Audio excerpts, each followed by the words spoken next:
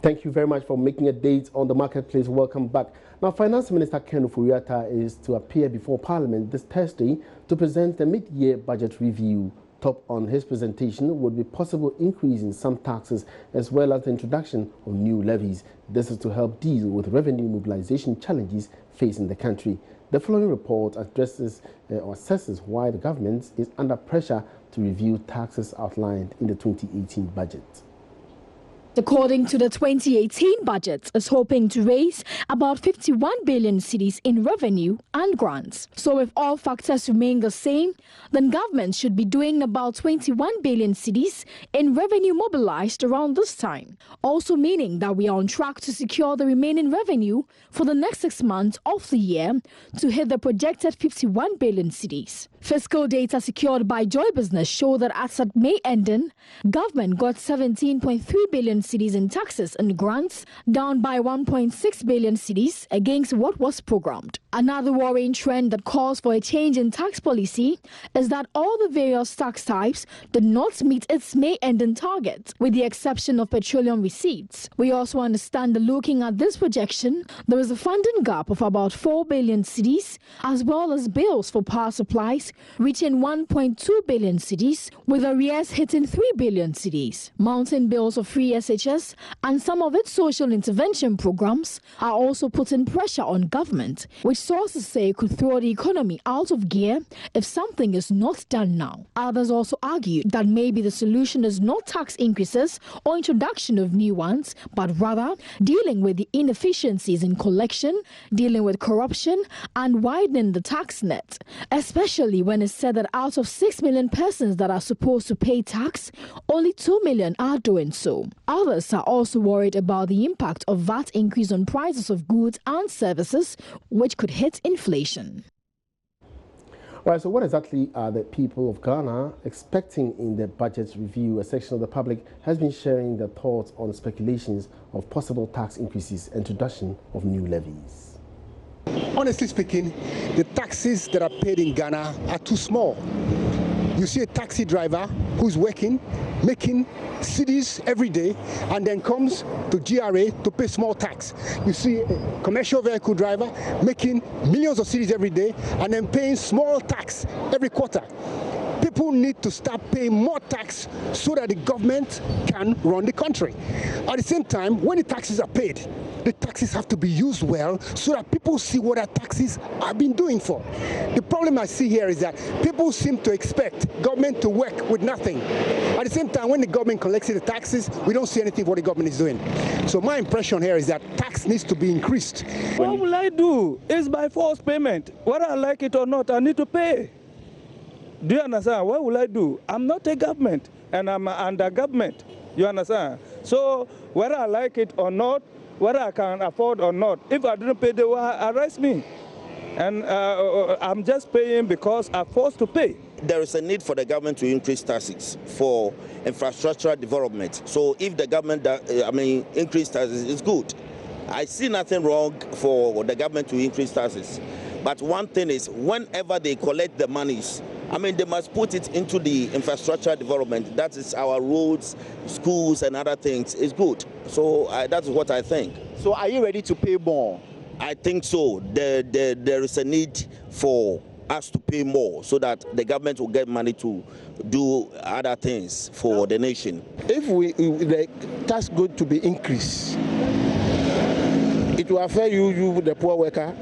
It will affect somebody else. Then automatically everything will go up. So when the government make that tax increment, what will somebody gain? You understand me? Then automatically the market woman will raise her product. Everybody will raise the product. So if you are a poor worker and you are not working, how are you going to enjoy the system? And those were varied views of a section of the public towards the upcoming budget review. Now, in another development, the minority in Parliament is attributing the challenges government has had to face with revenue mobilization to some tax cuts measures the government introduced. Minority spokesperson on finance, Kaisel Atoforson, described that as double jeopardy any attempt by government to reintroduce some taxes. He spoke at a press conference on mid-year economic performance organized by the minority this morning. In March 2017, the Finance Minister in his presentation to Parliament announced that some tax handles has been abolished. To reiterate, the 2017 tax measures blatantly overlooked a number.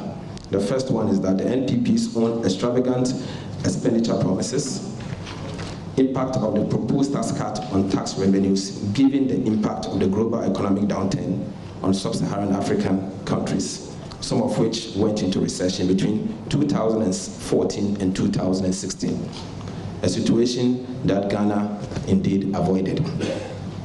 Hence, it was merely fanciful and populist rhetoric to assume that tax cut is in a recovering global domestic economic environment would immediately spur or accelerate private sector operations and economic growth.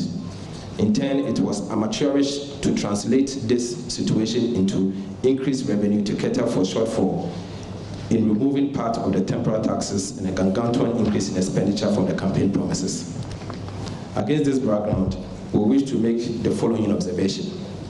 The first one is that it is unthinkable and naive for any economist to assume that cutting or worse still, eliminating taxes concurrent with expansion in expenditure in a small open economy like Ghana with a developing private sector will immediately translate into an economic growth and increase tax revenue. Hence, in 2017, not even the increased petroleum revenue from additional crude oil and gas produced, as well as the recovery in oil prices, has been able to take care of the overall shortfalls, revenue shortfalls. In essence, the institutional and structural rigidities of the Ghanaian economy will suggest to any economist that the nexus or the relationship between tax cuts, economic growth, and tax revenue are more likely to be inelastic, meaning that a tax cut will spur economic growth and consequentially increase tax revenue. However, the increase in tax revenue will not be enough to offset the loss in tax revenue resulting from tax cut. This is to say, economic growth and tax revenue response to tax cut will be insignificantly small. And in another development, the KCLATO Forson has been projecting or outlining some taxes they expect government to introduce. We expect more unproductive anti-business killer taxes that the government is going to likely impose coming Thursday. The first one is an increase in value-added tax. It's an increase in value-added tax. And I expect that people of this country be aware that this government inherited Ghana Infrastructure and Investment Fund, VAT proceeds of about 2.5% of the total VAT is supposed to go into the Ghana Infrastructure and Investment Fund. They have all of a sudden decided then to stop allocating that money to the value-added to the Ghana Infrastructure and Investment Fund, and they have allocated it to the budget. So already the argument that they want additional 2.5% VAT to support the budget is flawed. They have taken the Ghana Infrastructure and Investment Fund money already into the budget. The introduction of a corporate minimum tax. Government is putting in place measures to introduce a minimum corporate income tax of 2.5% on turnover for all companies, irrespective of whether they make profit or loss. In essence, this is like the flat rate that imposed a presumptive tax regime designed for small and medium-sized enterprises. So this is what we should expect. Whether you make profit or not, the government of Ghana is going to impose a minimum corporate income tax on you. The next point is imposition of an excise tax on luxury vehicles. An imposition of excise tax on luxury vehicles. Under this policy, the Akufo-Addo government is set to impose an excise tax of 10% on luxury vehicles. That is, vehicles with engine capacity above 3.5 cc. The petroleum excise tax also embeds a progressive use tax regime for these vehicles. And that was excerpt of the minorities press conference this morning to address some of the challenges inherent in taxes as expected to be outlined by the finance minister come Thursday. the 19th of July. Now, let's still stay a little longer on these tax issues. On top of the Finance Minister's mid-year review is the debate on the possible increases in the number of taxes, such as VAT, to shore up government's revenue.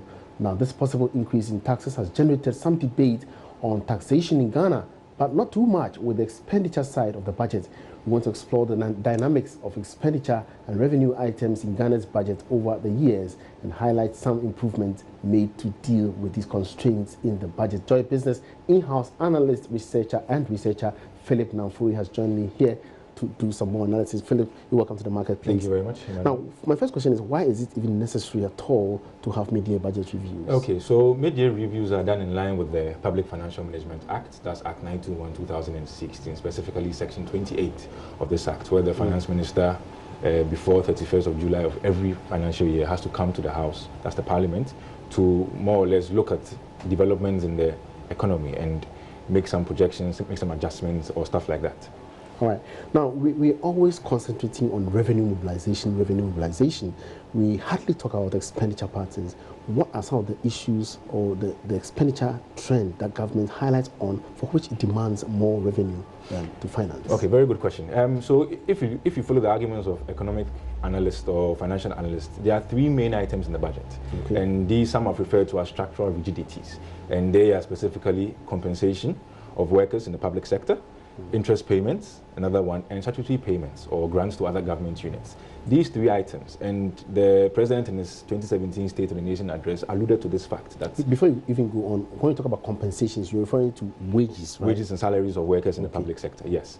And like I was saying, the President alluded to this in his 2017 State of the Nation address, where he says 99.6% of these three line items consume 99.6% of government revenue is consumed by these three line items. So you realize that, for example, it's like an individual. They give you a salary. When you pay your driver, your domestic servant, you pay a loan, you have maybe you give money to your child, you're left with nothing. So you realize that with these three items, it's consuming a lot. So we have very little in terms of capital expenditure, what we call capex, to finance the infrastructural projects, the tangible things that we will see. So we realize that we have to either borrow for this or go on some aid program to finance these things. Well, so what are the priorities? I mean, when we talk about government expenditure, what are the priorities that government must focus on in trying to, to accomplish? Okay, so the debate has always been on raising revenue. Some of the opinion, and when I say some, I mean economic analysts, financial analysts are like they should deal with some of these expenditure issues because this. Wages and salaries, they are recurrent expenditure. Recurrent means it will happen every day. It's going to someone's consumption. You look at interest payments. But if you look at interest payments like this, the finance minister, has, since they came into power, has said that they've reprofiled our debt maturity so that we have longer term debt that will give us some space to, and reduce the strictness or the stringent ways in which we have to service our debts. And if you look at even the 2017 earmarked funds and realignments bill that was passed into a law, give them some room to free up these funds to channel to other parts of the budget. Now, we understand government mentioned the fact that it has to move away from, taxation, excessive taxation to production. And for me, it seems as if then we would generate the needed revenue when we increase productivity. Is that not the case? And what is happening now? If you look at it critically, these things happen over a medium to long term. The government has been in power since 2017. There's 1 year, 2 years, and the second year. Okay. Some of these things will take a longer time. If you engage people who have deep knowledge of these issues, it will take a long time. So some are saying that there are some expenditures that government needs revenue to plug. So by cutting revenue or by maybe adding some, yes, they might meet this, but they will need some long-term measures in order to meet such expenditures. So what was the way forward then? Well, we'll have to wait till Thursday to listen to what the finance minister will have to tell us with the way forward with regards to our expenditure and our revenue mismatch. Thank you very much, Philip, for that update. And that was my colleague, Philip Namfuri. He's a Joy Business in-house analyst, sharing his thoughts on the Thursday's presentation of the mid-year budget review. Moving on, and fuel prices at the pumps should be going up by about 3% this week. This is based on some calculations and data secured from the industry players. But would oil marketing companies have the moral right to hike prices after they failed to reduce prices in the last two separate windows? There's more in this report. Prices at the pumps should have gone down by about 6% over the past month based on our calculations and data secured from importers of products. However, checks by Joy Business show that most of the oil marketing companies did not reduce their prices. Our checks show that a lot of companies are still facing some huge challenges like smuggling of products by other firms, which could mean that reducing their prices could force them out of business. But the development raises a lot of questions about this whole deregulation policy, which allows each oil company to set its own price according to the cedi's performance and development on the world market. From our calculations, diesel should be going up by 1.26% per litre based on the current price of 4 cedis 84 pesos. Petrol is currently being sold at around 4 cedis 84 pesos per litre. Now, based on this calculation, it should go up by almost 3%. LPG would witness the highest increase of a little over 5% per kilogram. For most consumers, they would monitor the oil marketing companies closely to see whether they would indeed increase prices, or they may hold on and argue that they will not increase it because of the fact that prices did not go down as expected last month.